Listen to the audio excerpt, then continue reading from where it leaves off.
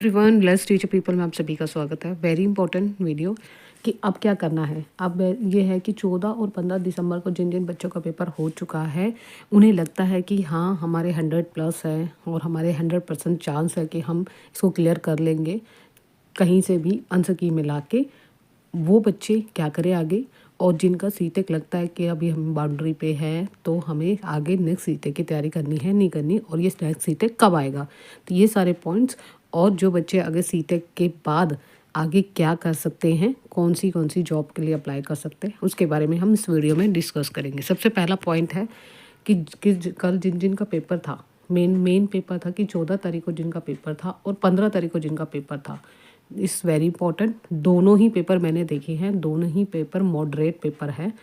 कुछ क्वेश्चन ऐसे थे जो काफ़ी अच्छे खासे दिए गए थे, यानी कि इन क्वेश्चन का जो लेवल था वो काफ़ी अच्छा था। और मैंने जो देखा है, मैंने चेक किया है कि इन सारी चीज़ों को ध्यान में रखते हुए जो पेपर का लेवल आ रहा है, जब से ऑफलाइन आ रहा है, ऑफलाइन में क्या हो रहा है कि अब जो क्वेश्चन के पैटर्न आ रहे हैं वो आपकी कंसेप्ट के समझ में है कि आप बच्चे के लिए कितना अच्छा सोच सकते हो, यानी कि आपका टीचिंग लेवल कितना अच्छा है, किसी भी कंसेप्ट मतलब आपकी समझ कितनी है, उसके आधार पर यह क्वेश्चन दिए गए हैं। बहुत सारे एसएसटी के भी क्वेश्चन मैंने ऐसे देखे थे कि जिसमें डिफ़िकल्टी लेवल अच्छी खासी थी। और पेपर चाहे कल का ले लीजिए, कल आज का ले लीजिए, दोनों ही पेपर मॉडरेट थे। अब आती है बात कि अब जिन जिन बच्चों ने, बहुत सारे बच्चों ने मैसेज भी किया था कि मैम हमारा पेपर क्लियर, मतलब उन्हें चांसेस लगते हैं कि जिनके 100+ आ रहे हैं वो बच्चे तो टेंशन अभी फ्री रही है। जिन बच्चों को लगता है कि हम बाउंड्री पे हैं, हमारा आगे क्या होगा, देखिए जब तक आपका आंसर की नहीं आती तब तक आप वेट कीजिए। आंसर की कब तक आएगी ये बता देती हूँ। आंसर की जो होती है 10 या 15 दिन के अंदर अंदर आ जाती है, यानी कि जनवरी के फर्स्ट वीक तक आसपास आ जाएगी, यानी जनवरी के फर्स्ट वीक तक, मैं फिर बोल रही हूँ जनवरी के फर्स्ट वीक के आसपास आ जाएगी। देन उसके बाद 15 या जनवरी के बाद जैसी आती है उसके पास 10 या 15 दिन भी नहीं लगते, मुश्किल से हफ्ता ही लगता है जब रिजल्ट दे देते हैं। तो यानी कि जनवरी के जो मिड में है उसमें रिजल्ट आने की पूरी पूरी संभावना हो सकती है। ठीक है, अब आता है, ये दोनों हो गए जो बच्चे के अब लग रहा है कि हाँ वेट कीजिए। अगर नहीं लगता कि आपको लगता है कि सीटेक के बाद, सीटेक एग्ज़ाम के बाद हम नेक्स्ट सीटेक कब होगा, नेक्स्ट सीटेक की बात कर लेते हैं। नेक्स्ट सीटेक आपका जो होगा जुलाई में होता है, हर 6 मंथ में।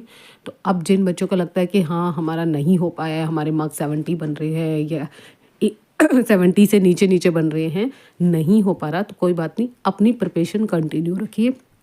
सबसे इम्पॉर्टेंट पॉइंट है कि आपको जिस सब्जेक्ट में लगता है कि हमारे मार्क्स इंक्रीज़ नहीं हुए हैं या बढ़े नहीं हैं, कुछ भी है, आप उसको पहले सबसे पहले पढ़ना शुरू कीजिए। क्योंकि बहुत बच्चे ऐसा होता है कि पेपर में, बहुत सारे बच्चों ने ऐसे भी करते हैं कि सब कुछ अच्छा है लेकिन लैंग्वेज में डिफ़िकल्टी, लैंग्वेज में क्या करा कि फ़र्स्ट लैंग्वेज की जगह सेकंड लैंग्वेज कर दी, सेकंड लैंग्वेज की जगह फ़र्स्ट लैंग्वेज कर दी। तो ये सबसे बड़ा दिक्कत बहुत बच्चों में आया है। आपको हमेशा ये चीज़ ध्यान में रखना है, अपने एडमिट कार्ड जो दिया जाता है उसमें भी मेंशन होता है कि आपके लैंग्वेज 1 कौन सी है और लैंग्वेज 2 है। जब भी पेपर करो अपना पेपर में लैंग्वेज को ज़रूर देखिए, यहाँ पे गलती करी है।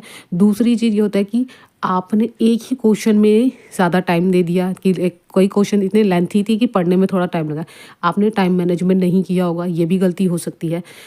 तीसरा पॉइंट जो है, जो कहीं ना कहीं बच्चों को लगता है कि सबसे पहले मैं, जिसका मैथ्स होता है वो मैथ्स कैलकुलेशन करता है फिर बाकी, लेकिन आपने डिवाइड नहीं किया कि मुझे सबसे पहले कौन सा करना है कौन सा नहीं करना। ये चीज़ आपके लिए कहीं ना कहीं दिक्कत होती है, क्योंकि टाइम मैनेजमेंट भी बहुत बच्चों का कहीं ना कहीं छूट जाता है, चाहे चाहे ऑफलाइन लो। क्योंकि सर्कल बनाते समय आप ये ध्यान नहीं रखते, एक पेपर किया उसके बाद फिल नहीं किया, पहले सारा सॉल्व कर रहे हो फिर फिल कर रहे हो। ओमर शीट में फिल करने का मतलब ये होता है कि आपने जोन सा पोर्शन पहले किया उसको पहले साथ के साथ फिल करो, क्योंकि क्या होता है हमें याद नहीं रहता और हड़बड़ में लास्ट टाइम में हमारा पेपर छूट जाता है। तो ये सारी गलतियाँ होती है और कुछ नहीं है। और आपने जो जितना पढ़ा हुआ है वो तो आपका बहुत वेल एंड गुड। अगर नहीं स्टार्टिंग से तैयारी कर रहे हैं तो सबसे इम्पॉर्टेंट पॉइंट यही है कि अपना जितना भी, जो भी वीक सब्जेक्ट है, आपको लगता है कि मेरा एसएसटी है, मैथ्स है, ईवीएस है, जो भी सब्जेक्ट आपको लगता है उसको पढ़ने के लिए कंसेप्ट को क्लियर करो। सीडीपी अगर आपकी कंसेप्ट क्लियर है कि आपको समझ में आ रहा है कि थ्योरी में क्या पूछ रहे हैं, थ्योरी जितनी भी है उनको क्लियर करके चलो, तो इस तरीके से आगे कंपनी कंटिन्यू तैयारी की है। अब उन बच्चों के लिए है मेन, जिन बच्चों का सीटेक लगता है कि हमारा पास हो गया है, अब आगे क्या करें। फर्स्ट ऑफ ऑल सबसे इंपॉर्टेंट है कि आपके लिए एक चांस हो गया कि आप गवर्नमेंट जॉब के जितने भी एग्ज़ाम होते हैं गवर्नमेंट या प्राइवेट सेक्टर में, आप अप्लाई कर सकते हो। अप्लाई करने का अब हम बात करते हैं जिन बच्चों का सीटेक लगता है कि हम पास हो गए तो आगे क्या करें। Very very important. आप क्या कर सकते हो, एक तो गवर्नमेंट जॉब के लिए अप्लाई कर सकते हो, दूसरा प्राइवेट जॉब के लिए जितनी भी प्राइवेट वैकेंसी निकलती है वो मैं अलग से बताऊंगी। उसके लिए प्राइवेट वैकेंसी कब निकलती है, किन किन स्कूलों में अप्लाई कर सकते हो और उनकी अलग अलग पोस्ट कब निकलती है, ठीक है। चाहे टीजीटी हो, चाहे पीजीटी हो, चाहे पीआरटी हो। अब है गवर्नमेंट जॉब में आप अपकमिंग जो वैकेंसी के लिए अप्लाई कर सकते हो। सबसे पहला आता है केवीएस, ठीक है। इन जॉब के लिए D+B, उसके बाद आपकी EAES, ठीक है। उसके बाद आपकी NVS में अप्लाई कर सकते हो। फिर BPSC हो गया। एंड देन उसके बाद आपका रीट हो गया, रीट के लिए अप्लाई कर सकते हैं। एंड देन हम उसके बाद जो हमारी EMRS, ठीक है। ये सारी वैकेंसी जो है अपकमिंग इसमें अप्लाई कर सकते हैं आसानी से।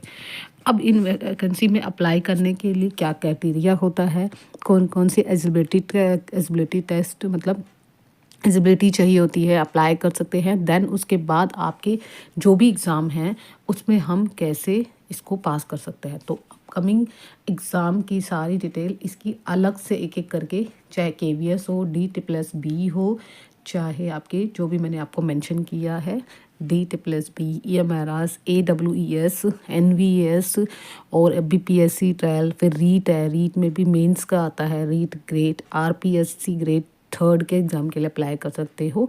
अभी रिसेंटली जो निकला हुआ है वो मैं आपको बता देती हूँ। रीट अगर आप इंटरेस्टेड हो तो रीट के लिए आप भर सकते हो फॉर्म। आज से स्टार्ट हो गया है ऑनलाइन एप्लीकेशन फॉर्म, और उसके लिए कौन कौन सी बुक्स बेस्ट रहेगी इसके लिए सबके लिए अलग से अलग एक एक करके वीडियो हम डिस्कस करेंगे, सारे पॉइंट सारी। तो आज की वीडियो में हम इतना ही। अगर आपको तैयारी करनी है सीटेक की, दोबारा से फॉर्म फिल करना चाहते हो कि आप प्रिपरेशन नहीं कर पा रहे, तो जुलाई में आपका दोबारा होगा। तो उससे पहले अपना जितना भी पढ़ा है और जो भी सब्जेक्ट आपको वीक लगता है उसको पढ़ना शुरू कीजिए। आज की वीडियो में इतना ही, मिलते हैं नेक्स्ट वीडियो के साथ। Bye bye, take care, thank you so much.